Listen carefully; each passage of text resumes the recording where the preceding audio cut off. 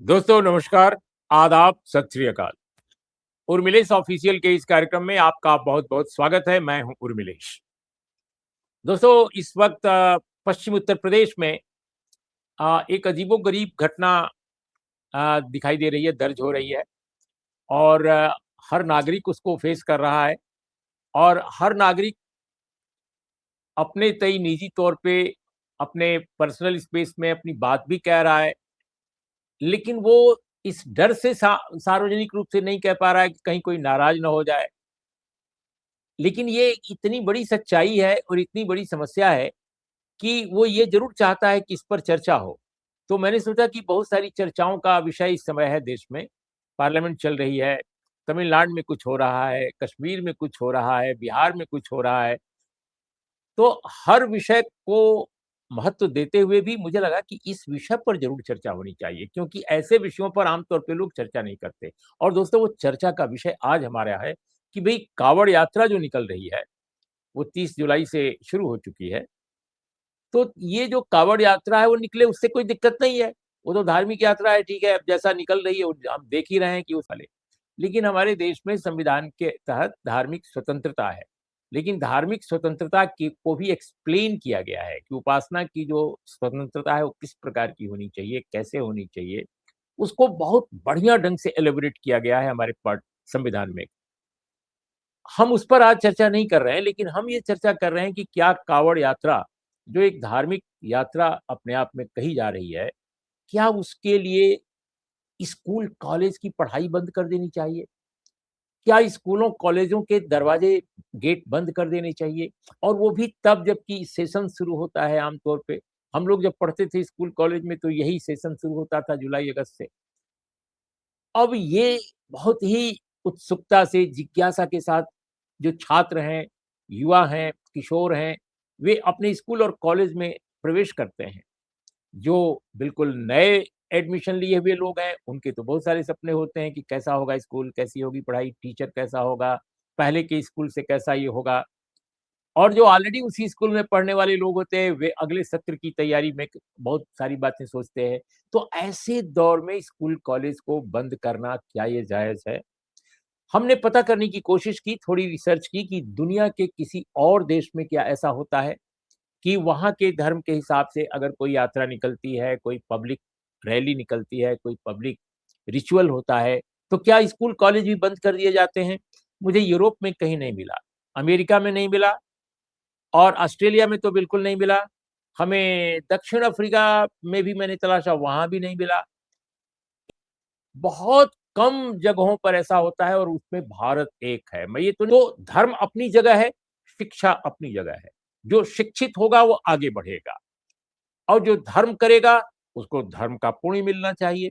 हम पुण्य उसको लेने के विरुद्ध नहीं है, बिल्कुल वो पुण्य ग्रहण करे। लेकिन क्या किसी के पुण्य लेने के एवज़ में किसी की शिक्षा के अधिकार को आप खत्म करना चाहते हैं? किसी को आप वंचित कर रहे हैं कि इतने दिनों तक वो पढ़ाई ही ना करे, ये एक गंभीर समाजशास्त्रीय विषय है। यह एक ऐसा विषय है जिस पर पूरे देश को गंभीरतापूर्वक सोचना चाहिए, भले ही ये घटना उत्तर प्रदेश की क्यों ना हो, लेकिन सोचना बहुत ज़रूरी है इस तरह के मामलों में। तो दोस्तों आज हम इसी विषय पर चर्चा करने जा रहे हैं और हमारे साथ एक बहुत ही प्रतिभाशाली, प्रखर पत्रकार हैं, जो उत्तर प्रदेश को बहुत अच्छी तरह जानते हैं। वैसे तो पूरे देश के बारे में अच्छी उनकी समझ है, लेकिन उस स्पेसिफिकली उत्तर प्रदेश और पश्चिम उत्तर प्रदेश को उन्होंने एक-एक हर चप्पे-चप्पे को उन्होंने छान मारा है और वो देश के बहुत सारे बड़े अखबारों के करेस्पॉन्डेंट रहे हैं और अभी भी लगातार लिखते हैं, उनकी कई किताबें भी हैं। हमारे साथ जुड़ रहे हैं गाज़ियाबाद से रवि अरोड़ा। रवि साहब आपका नमस्कार। बहुत-बहुत स्वागत है हमारे इस कार्यक्रम में।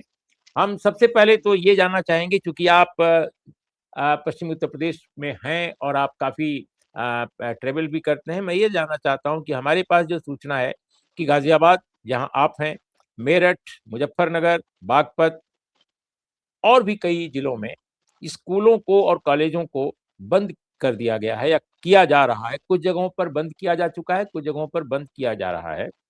तो इसमें सीबीएसई से लेकर के आईसीएसई और मदरसा बोर्ड के, माध्यमिक शिक्षा परिषद के, बेसिक शिक्षा परिषद के जितने स्कूल हैं, कॉलेज हैं, और यहाँ तक कि प्राइवेट इंस्टीट्यूशंस भी, जो एजुकेशनल इंस्टीट्यूशंस हैं, उनको भी बंद करने की हिदायत दे दी गई है, नोटिफाई कर दिया गया है। तो ये जो घटना है, क्या ये पहली दफा इस बड़े पैमाने पर हो रहा है या पहले भी हो चुका है? नमस्कार भाई साहब।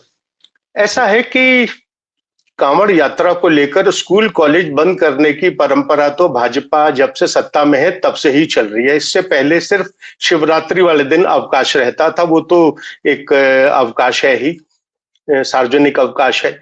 लेकिन पहले एक दिन, फिर 2 दिन, फिर 4 दिन। इस बार पहली बार ऐसा हुआ कि 10 दिन पहले भी स्कूल कॉलेज बंद कर दिए गए।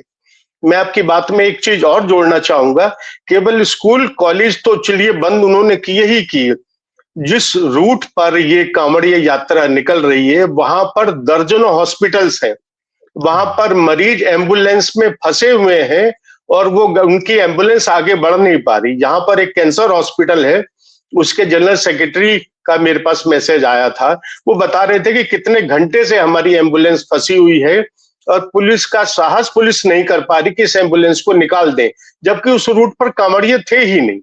10 दिन पहले रूट डाइवर्ट कर दिए गए, जबकि कांवड़ इक्का दुक्का नजर आ रहे थे। सत्ता को, शासक को, शासन को प्रसन्न करने के लिए प्रशासन अब कोई कौर कसर छोड़ना ही नहीं चाह रहा।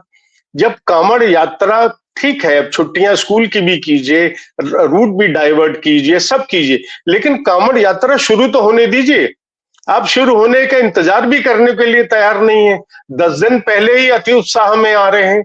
ये पहली बार देखने को मिला है। इससे पहले कभी ऐसा नहीं हुआ कि 10 दिन पहले स्कूल बंद हो जाए और 10 दिन पहले ही रूट डाइवर्ट कर दिया जाए। तो इस पर जैसा आपने बताया कि कैंसर हॉस्पिटल की एम्बुलेंस तक नहीं जा पा रही है, वहां से निकल नहीं पा रही हैं, आगे जा नहीं पा रही हैं, जब ये हालत है तो जो पब्लिक ओपिनियन, क्या इस पर कुछ आ रही है? क्या लोग इससे लोगों के दिमाग में क्या ये बात समझ में आ रही है कि एक तो एजुकेशनल जो इंस्टीट्यूशन है उनको बंद किया जा रहा है, दूसरी तरफ हॉस्पिटल्स की गतिविधियां ठप की जा रही हैं, तो आखिर धर्म का वो कौन सा चेहरा लोगों को पसंद आ रहा है इसमें, कि वो लोग बिल्कुल खामोश हैं, वो अपनी सरकार जिसको वो चुनते हैं उससे कह नहीं रहे हैं कि भाई आप हमारी भी तो सुनिए, आप हमारी शिक्षा की बात भी सुनिए, हमारी सेहत की बात तो सुनिए। वैसे बड़ी दुर्भाग्य की स्थिति है कि वाकई इस पर कोई बात नहीं हो रही। लोग अच्छी तरह से मानते हैं कि यह धार्मिक यात्रा कभी हुआ करती थी, बाद में इसका सांस्कृतिक रूप निखर कर आया, लेकिन अब ये पूरी तरह राजनीतिक यात्रा है। इस राजनीतिक यात्रा में लोग कहीं कोई किसी किस्म का रिस्क लेने को तैयार नहीं है, क्योंकि आप देख रहे हैं पूरे देश दुनिया में जैसी खबरें आती हैं और हिंदुस्तान में जिस तरह से आदमी बात कुछ कहना चाहता है और उसको किस तरह से ले लिया जाता है, फिर किस तरह से उसे प्रताड़ना झेलनी पड़ती है। आप जैसे कुछ प्रखर विद्वान तो बात करते हैं, अन्यथा कहीं बात होती नहीं है।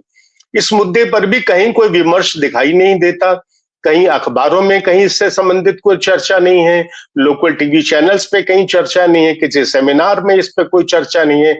यहाँ तक कि किसी स्कूल कॉलेज ने भी इस पर आपत्ति अभी तक नहीं जताई है कि 10 दिन पहले आपने रूट बंद कर दिए, स्कूल आपने बंद कर दिए, पहले कांवड़िए की शक्ल तो दिखने दो। एक कांवड़िया उस रूट से अभी निकला नहीं और आपने रूट बंद कर दिए। यहाँ पर पश्चिमी उत्तर प्रदेश के ये 4-6 जिलों में 7 करोड़ से अधिक लोग रहते हैं, 7 करोड़ 12 लाख। कांवड़िए पूरे देश भर में जो आंकड़ा था, भाजपा शासन से पहले 2 करोड़ था, अब वो डबल होके 4 करोड़ हो गया, क्योंकि जिस तरह से सरकार फूलों की वर्षा कराती है इन कांवड़ियों पे। इस बार भी यहाँ पे शायद आपकी जानकारी में होगा, 9 और 10 तारीख को प्रत्येक जिले में पश्चिमी उत्तर प्रदेश के हेलीकॉप्टर से कांवड़ियों पर फूल पुष्प वर्षा होगी। पुष्प वर्षा सरकार कराती है, सुविधाएं तमाम रास्ते में देती है। यहाँ पर पश्चिमी उत्तर प्रदेश का कोई ऐसा बिजली का खंभा नहीं है जिस पर प्लास्टिक की पन्नी ना लपेट दी गई हो ताकि कहीं कोई कांवड़िए के साथ कोई दुर्घटना ना हो जाए। बावजूद इसके जो इतनी भीड़ एक साथ सड़क पर या कहीं आएगी तो दुर्घटना की संभावना तो रहेगी। कई कांवड़ियों की मृत्यु की, दर्दनाक मृत्यु की भी खबरें अब टीवी में और समाचार पत्रों में आप देख रहे हैं, कोई डूबने से हुई, कहीं रोड एक्सीडेंट से हुई। तो ये सब तमाशे तो देखने को मिल ही रहे हैं। तो ये स्थिति है कि अति उत्साह में आकर और योगी जी जिस तरह से उन्होंने इसको इशू बना लिया है, जिस तरह से पहले उन्होंने कुंभ मेले को बना लिया था, जिस तरह से इसको भी बना रहे हैं, तो प्रशासक या प्रशासन से जुड़े हुए लोग उनकी गुड बुक में आने के लिए हर वो काम करने को तैयार है जिसमें पब्लिक बेशक परेशान हो जाए, लेकिन ऊपर रिपोर्ट अच्छी जानी चाहिए। तो ये गुड बुक के लिए ही सब तमाशा हो रहा है, नहीं तो 10 दिन पहले रूट बंद करना, स्कूल बंद करने का कहीं कोई कारण नजर तो नहीं आता है। तो क्या अब ये एक जर्नलिस्ट के तौर पे आपको लगता है कि चूंकि ये चुनाव वर्ष है, मतलब जल्दी चुनाव होना है अगले साल के शुरू में ही, तो क्या उस इसकी वजह से ये शेड्यूल को इस तरह से किया गया है और या इतनी जल्दी शुरुआत कर दी गई है इसकी? देखिए, ये तो हर साल जैसे कहते हैं ना, एक्सीलेटर पर पैर बढ़ाते चले जा रहे हैं। तो ये योगी जी ने जिस तरह से पहले दिन से शुरू किया, आप उनके स्टेप एक एक करके उठा के देख लीजिए। सड़कों पर जैसे कि कहा गया कि हम नमाज नहीं पढ़ने देंगे, बहुत अच्छी बात है, सड़कें नमाज पढ़ने के लिए नहीं होती है, लेकिन जो ये उत्पात हो रहा है सड़कों पर, आपके सामने तमाम वीडियो आ चुके होंगे कि ये लड़के पुलिस की गाड़ियां तोड़ रहे हैं, पुलिस वालों को पकड़ के पीट रहे हैं, राह चलते लोगों को दौड़ा रहे हैं। जो जैन जी जिस पे तो आपने लाठियां बरसा दी, और ये जैन जी जो नंगे होकर सड़क पर नाच रहे हैं, उन पर आप फूल बरसा रहे हैं। आप तो ये जो एक्सीलेटर पे पैर बढ़ाया जा रहा है, इसी एंटीसिपेशन में बढ़ाया जा रहा है कि ये वोट में कन्वर्ट होगा। तो ये वोट में इसको कन्वर्ट करने के लिए जो भी किया जा सकता है इनके द्वारा, वो किया जा रहा है। और हो सकता है, मैं ये तो बहुत बड़ी बात नहीं बोल रहा, आपकी मेरी बात ये रिकॉर्ड हमेशा के लिए रही। तो अगर ये 2017 में 27 में भी अगर भाजपा की सरकार उत्तर प्रदेश में आती है, तो आप देख लीजिएगा अगले कार्यकाल में ही योगी जी के पूरे सावन मास में सड़कों पर यातायात प्रतिबंधित हो जाएगा और पूरे सावन में स्कूल बंद रहेंगे। ये बात आप मेरी कृपया नोट कर लीजिए। तो ये जो यात्रा में जो लोग निकलते हैं कांवड़ यात्रा में, बहुत सारे अंग्रेजी के अखबारों में, हिंदी के अखबारों में, और कुछ एक समय टेलीविजन पे भी पहले आता था, आजकल कम हो गया है, सोशल मीडिया में भी ये बार बार बात उठती है कि ये सारे लोग आमतौर पे गरीब घरों के, लोअर मिडिल क्लास के, वर्किंग क्लास के, साधारण घरों के लोग हैं। और वे जो बच्चे हैं आमतौर पे कुछ पढ़ने वाले हैं, कुछ नहीं पढ़ने वाले हैं, कुछ पढ़ाई छोड़ दिए हैं बीच में, इनकी संख्या ज़्यादा है। भारतीय जनता पार्टी के बहुत सारे जो अमीर नेता हैं, अमीर समर्थक हैं, उनके बच्चे शायद ही इस तरह की यात्रा में कभी निकलते हों। बहुत सारे उस समय लिस्ट ये भी छप जाती है कई बार कि भाई बीजेपी के किस बड़े नेता का बेटा विदेश के किस यूनिवर्सिटी या कॉलेज में पढ़ता है, ऐसी भी चीज़ें छपती हैं। तो हम आपसे ये जानना चाहते हैं, क्योंकि आप बहुत सारे लोगों से मिलते हैं अपने ज़िले में, अपने इलाके में आप घूमते हैं, ट्रैवल करते हैं, you are a writer also. So ये जो चीज़ें उभर रही हैं कि एक तरफ तो गरीबी में जो लिपटे हुए लोग हैं, उनको इधर डाइवर्ट किया जा रहा है, और स्वयं जो अमीरी प्राप्त लोग हैं, अमीरी जिनके पास है, थोड़ा जिसके पास लाइवलीहुड अच्छा है, जिनकी इज़्ज़त है समाज में, आर्थिक रूप से जो मजबूत हैं, वो उसी पार्टी के समर्थक हैं, उसी पार्टी के नेता हैं, हिंदुत्व पार्टी जो अपने को कहती है, लेकिन वे अपने बच्चों को इन चीज़ों से बिल्कुल दूर रखते हैं। आमतौर पे ये इंप्रेशन है। तो आप इस पहलू को कैसे देखते हैं, और क्या समाज ये देखता है या नहीं देखता है? या समाज बिल्कुल इसको नज़रअंदाज कर देता है? देखिए भाई साहब, ये तो बिल्कुल जो आपने कहा ये 100% सत्य है। ये आप और मैं नहीं, कोई भी कभी भी किसी भी दिन 100 कांवड़िए जो पहले आ रहे हों उनको रोककर उनका परिचय ले ले कि वो किस बैकग्राउंड से आ रहे हैं, किस जाति से हैं, कहाँ के रहने वाले हैं, क्या उनका रोजगार है, कितना वो महीने का कमा लेते हैं, उनके परिवार में क्या खेती बाड़ी है कि नहीं, तो चीजें स्पष्ट हो जाएंगी। तो ये जो स्थितियां हैं ये बहुत निराशाजनक है। और ये जो लोग हैं जो ये निकल के आ रहे हैं, ये 10 दिन की स्कूल से या जहां भी वो कहीं चपड़ासी हैं या कहीं कोई मिल मजदूर है या कहीं छोटा मोटा काम करते हैं, उनको 10 दिन का अवकाश मिल गया। मालिक भी जो है डरा हुआ, वो कहता है भाई ये 10,000 रुपए मुझसे भी ले जा और जाके एक जल एक लोटा मेरी तरफ से भी चढ़ा देना। छुट्टी भी मिल गई, पैसा भी मिल गया, मनोरंजन भी हो गया और पुलिस वालों से सेवा भी हो गई। इस बार तो अभी तक ऐसा कोई वीडियो नहीं आया। पिछले साल तो ये था कि पुलिस वाले पांव दबा रहे थे, बड़े बड़े अधिकारी कांवड़ियों के पांव दबा रहे थे। ये देख के मतलब क्या कहें कि ये कौन सा देश हमने बना लिया है, समझ में नहीं आता कि पुलिस अधिकारी जिसका काम ये नहीं है कतई भी, वो उनके कांवड़ियों के पांव दबा रहे हैं। जो डीजीपी हमारे यहाँ अभी रिटायर हुए, वो खुद कांवड़ियों पे पुष्प वर्षा कर रहे थे। बहुत अच्छा आदमी है, बहुत धार्मिक आदमी है, बहुत ईमानदार है, समाज के लिए उसने कुछ किया, उस पर बिल्कुल पुष्प बरसाइए, उसके ऊपर आप कुछ भी बरसा दीजिए, लेकिन आप पता तो कीजिए जिसके ऊपर आप बरसाने जा रहे हैं फूल, ये अगले चौक पर आपके पुलिस वाले को ही पीटेगा। तो ये एक अजीब सी स्थिति है। ये इसे देखकर रोना भी आता है और हंसी भी आती है कि ये कौन सा मुल्क हम बना रहे हैं और कहां हम जाकर रुकेंगे। रवि अरोड़ा, बहुत महत्वपूर्ण बात आप कर रहे हैं, लेकिन एक सवाल मेरे दिमाग में और उभर के आ रहा है कि जब मैं छोटा था, और आप हमसे भी छोटे रहे होंगे शायद, या बराबर रहे जी होंगे। बिल्कुल, मैं बिल्कुल छोटा हूं आपसे। हाँ, तो हम लोग देखते थे कि हमारे स्कूल के जो टीचर हैं माध्यमिक विद्यालय के, वो लखनऊ जाकर प्रदर्शन करते थे। क्या बात, भाई हम माध्यमिक शिक्षा परिषद में हैं, माध्यमिक शिक्षक संघ के मेंबर हैं। तो अक्सर स्कूलों में, कॉलेजों में सुनाई पड़ता था कि एक शिक्षक संघ भी है, जो फेडरेशन है उनकी, बकायदे उनकी यूनियन है, उसका इलेक्शन होता है डेमोक्रेटिक ढंग से, और पूरे जिले का कोई बनता है, कोई कमिश्नरी का बनता है, अध्यक्ष महासचिव, और कोई स्टेट का भी बनता है। फिर वो अलग अलग स्टेट से उनके कोलेबोरेशन होते हैं, ऑल इंडिया एक हो जाती है संस्था।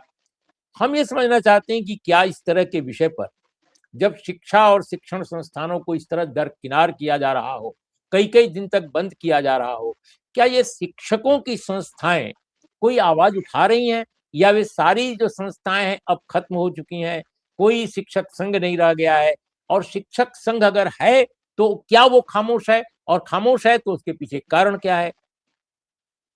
देखिए, शिक्षकों की यूनिटी तो एक बीते जमाने की बात हो गई। अब तो ऐसा कहीं कोई दिखाई नहीं देता। और अभी आपने भी खूब अखबारों में और सब जगह मीडिया चैनल्स में भी आपने इस पे चर्चा सुनी होगी कि उत्तर प्रदेश में 74,000 स्कूल बंद हो गए। तो जब स्कूल बंद हो चुके हों और टीचर्स का काम ये है कि सरकार द्वारा जो बताए गए काम है, वोट का, राशन का, एसआईआर का, या तमाम जो भी काम है वो करना उनके जिम्मे काम रह गया हो, तो इसमें स्कूल तो कहीं कोई मतलब नहीं रहा। आप और मैं सरकारी स्कूलों की पैदाइश हैं, हम वहीं से पढ़े लिखे हैं और आज हम यहाँ पे बैठे हुए बात कर रहे हैं। हमारे दौर में शहर के तमाम बड़े पैसे वालों के लोग भी, गरीब घरों के बच्चे भी, सब एक साथ हम लोग पढ़ते थे। आज आप अपने इर्द गिर्द या मैं अपने इर्द गिर्द 5 बच्चे ऐसे नहीं गिना पाएंगे जो सरकारी स्कूलों में जाते हो।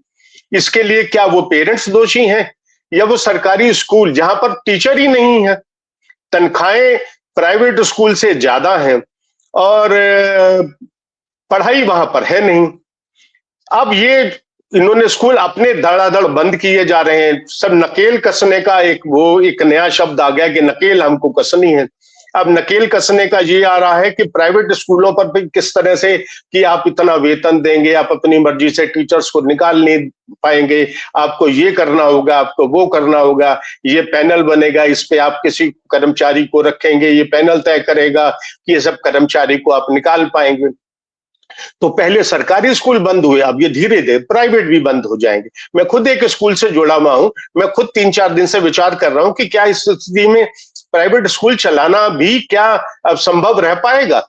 तो अगर वो स्कूल चलाना संभव, सरकारी तो रहा नहीं, गांव में आप किसी भी उत्तर प्रदेश के चले जाइए, आपको कहीं कोई स्कूल ऐसा नजर नहीं आएगा। छोटे से छोटे प्राइवेट स्कूल तो हैं, वो उतने ही फीस में पढ़ा भी रहे हैं। तो ये सरकारी स्कूल बंद हो गए तो यही बच्चे निकलेंगे जो कांवड़िए आपको सड़क पे नंगे नाचते हुए और झूमते हुए जो दिखाई दे रहे हैं। यही झूमते हुए लोग उनको चाहिए, उनको जंतर मंतर वाले नहीं चाहिए जिनके मुंह से कुछ ऐसी चीज भी उनको सुननी पड़ सकती है जिसको सुनने के ये अभ्यस्त नहीं है। तो ये लोग चाहिए, चाहे बदले में पुलिस वाले को पीटते हैं तो पीट दें, इनका क्या जा रहा है। तो ये स्थितियां हो रही हैं और स्कूलों को लेकर तो बहुत ही निराशाजनक स्थिति उत्तर प्रदेश में है। आपकी जानकारी के लिए मैं इसमें ऐड कर दूं कि हर साल 20% कांवड़िए बढ़ते जा रहे हैं। इस साल 4 करोड़ से संख्या पार हो जाएगी। तो जब 4 करोड़ से संख्या पार हो जाएगी तो देख लीजिएगा अगले साल 4 से 4.5 हो जाएगी, और फिर वही होगा जो मैंने आपसे थोड़ी देर पहले अर्ज किया था कि पूरे सामान्य स्कूल और ये सब तमाम सड़कें बंद ही रहा करेंगी। तो पिछले वर्ष जो कांवड़िया थे वो कुल 4 करोड़ निकले थे। 4 करोड़ बताए गए थे। हालांकि कोई ऑफिशियल इस तरह से वो नहीं आता, लेकिन उत्तराखंड के लोग जो वहां के नेता लोग बयान देते हैं कि साहब इतने लोग हमारे यहाँ जल भर चुके हैं, आज इतने लोगों ने हमारे यहाँ से जल लिया, गंगा से इतने लोगों ने जल लिया। हरिद्वार जाते हैं, हरिद्वार जाते हैं, और जो बड़े मंदिर हैं वो अपने आंकड़ा जरूर जारी करते हैं। जैसे हमारे गाजियाबाद में एक दुधेश्वर नाथ मंदिर है, वहां पर 5 से 10 लाख की फिगर रहती है कि 5 से 10 लाख लोगों ने यहाँ पर जल चढ़ाया। इसी तरह से मेरठ में पूरा महादेव है, वहां पर भी इससे ज्यादा संख्या आती है। गढ़मुक्तेश्वर में भी मंदिर है, वहां की भी संख्या निकल कर आती है। तो इन सबको जोड़कर एक अनुमान लगाया जाता है कि पिछले साल इतने लोग थे और अब इतने हैं।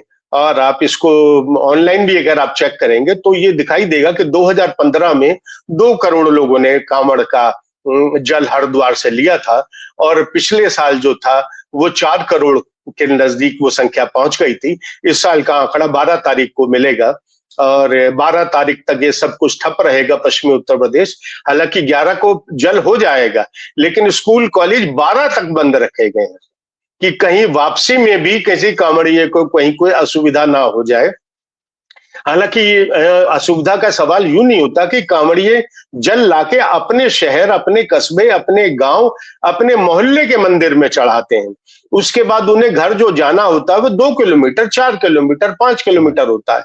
उसमें कहीं कोई ऐसा उनको असुविधा नहीं होने जा रही है कि उनके लिए रूट पूरे बंद करा दिए जाएं या स्कूल सारे कॉलेज बंद करा दिए जाएं। तो स्कूल कॉलेज 12 तारीख तक बंद करा दिए गए। तो क्या शैक्षिक जगत में या आम नागरिक जगत में भी इस पर कोई आपके हिसाब से कोई चर्चा नहीं है उन इलाकों में? बिल्कुल नहीं है। सिर्फ एक मैंने मैसेज देखा था हॉस्पिटल का, कैंसर हॉस्पिटल का। उसके जनरल सेक्रेटरी ने मैसेज डाला कि साहब हमारी वैन फंसी हुई है। उन्होंने पत्रकारों से अपील की कि ये जो हमारी एम्बुलेंस है इसे निकलवाने में हमारी मदद करें, या प्रशासन को कहें कि कम से कम एम्बुलेंस के लिए तो रास्ता निकाल दिया जाए। सिर्फ एक मैंने विरोध नहीं, वो भी सजेशन कह सकते हैं, एक सजेशन मैंने देखा है।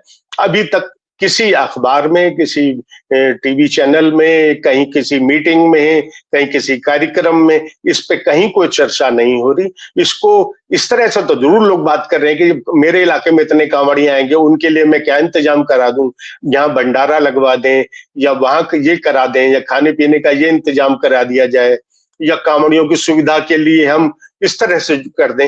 हर कोई सत्ता से जुड़ने के लिए, शासकों से जुड़ने के लिए, शासन प्रशासन की निगाहों में आने के लिए इस तरह की बातें तो लोग करते दिख रहे हैं। इसका विरोध तो अभी तक कहीं एक स्वर भी मुझे सुनाई नहीं दिया। तो अल्टीमेटली बिल्कुल आखिरी सवाल कि अपने देश में जो लोकतंत्र है, जो संविधान जो हमारा है, उसके रखवाले तो 2-3 संस्थान ही हैं। एक तो भारत की पार्लियामेंट है जो सर्वोच्च बॉडी है हमारे लोकतंत्र की, और दूसरी बात कि चूंकि हम स्टेट की बात कर रहे हैं तो स्टेट की विधानसभा है, बहुत महत्वपूर्ण संस्था वो भी है लोकतंत्र की, और फिर देश में एक सुप्रीम कोर्ट है, हाई कोर्ट्स हैं। तो न्यायालय, पार्लियामेंट और असेंबलीज, आई थिंक यही वो फोरम है जहां पर ऐसे मसलों पर जब नागरिक जीवन बिल्कुल खामोश है विभिन्न कारणों से, उसमें एक ये भी है कि भाई अगर बोलेंगे तो हमें परेशानी हो जाएगी शासन की तरफ से, तो डर भी है, भय भी है और आशंका भी है। तो ऐसी स्थिति में ये जो संस्थाएं आपके हिसाब से, क्या इनको इस तरह के मुद्दों पर कुछ इनिशिएटिव लेना चाहिए ताकि जनता का पक्ष मजबूत हो? जो जनता अपने मन से कह नहीं पा रही है उसकी आवाज सुनी जाए। आपको क्या लगता है? देखिए, क्यों नहीं लेना चाहिए? इन संस्थाएं, अगर ये संस्थाएं भी नहीं इनिशिएट करेंगी तो फिर ये है किस लिए?